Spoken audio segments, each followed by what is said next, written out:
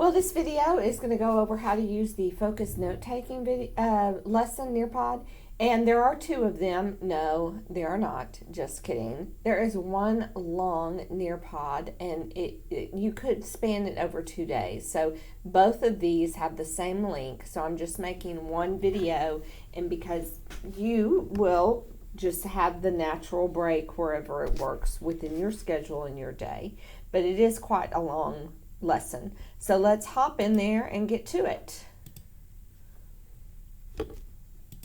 Always making a copy of that so you can edit that to your liking.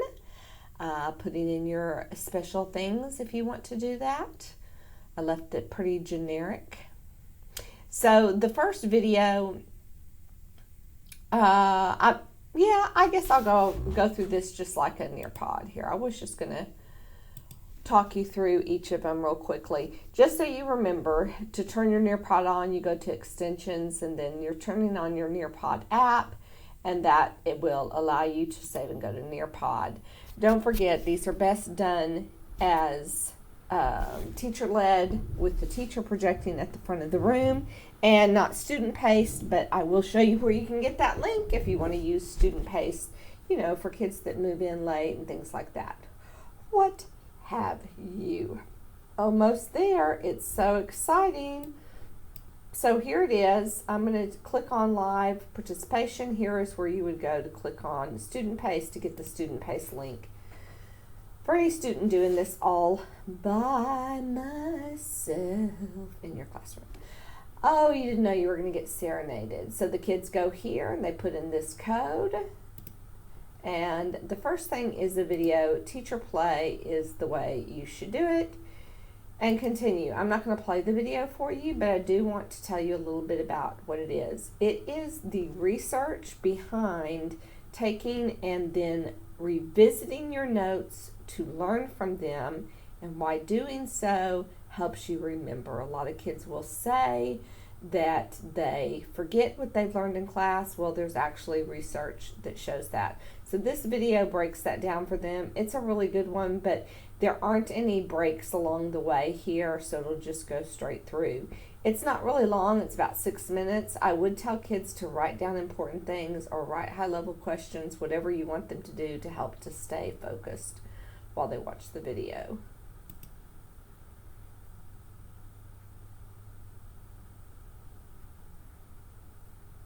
On the next slide, they can place their comments and questions. So if you have them, jot down comments or questions or concerns. They would then paste those here.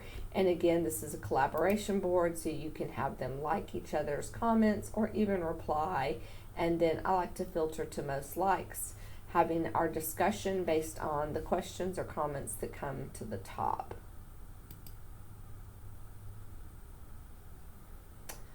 This video also has no breaks. I don't believe any of them have breaks in them in this lesson. But in this video, you're just going over the basics of how to take notes.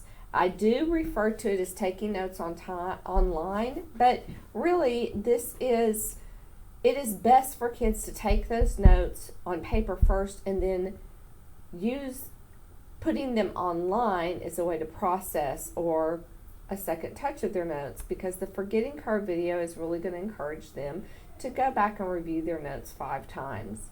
So that's what this video is all about, and we give them some examples over here. The next one is going to be, again, a comments board, so you can have the discussion about the video that they just watched. And then we get into another video. This one is processing notes. So like we said, focused note taking, we want to get kids to go back and touch their notes, use their notes 5 times to really help them remember them. So this is a processing notes activity where basically we're going to talk about simple, quick ways that they can process their notes, such as highlighting, boxing, things like that. This next one, let me see if I can remember while it's coming over. Oh, it's the comments. Comments about processing notes to lead that discussion. I believe they all go like this. It's a video and then comments, a video, then comments. So that way you're having a short video and then discussing. Making connections adds this piece over here. So we've taken notes, we've highlighted and determined what is important information from our notes. And now I would write a question about the 3 different chunks of material I saw. And then of course you can guess it. It's going to be another collaboration board. So teachers, you can lead a conversation or discussion about that piece. On this one, we're teaching kids how to write a summary. So they have taken their notes, they've processed their notes, they have questioned their notes, and then they've written a summary. So those are 4 touches of their notes. I do have a poster for that one. If you ever wanted it, just email me. I'll be glad to help you with it. Instructions. So here again, we're going to comment about summarizing and let them talk about how that's helped them. Then the last video or the last touch is taking your notes maybe for a whole chapter as a way to prepare for a test and creating a 1-pager. That's what this video is all about.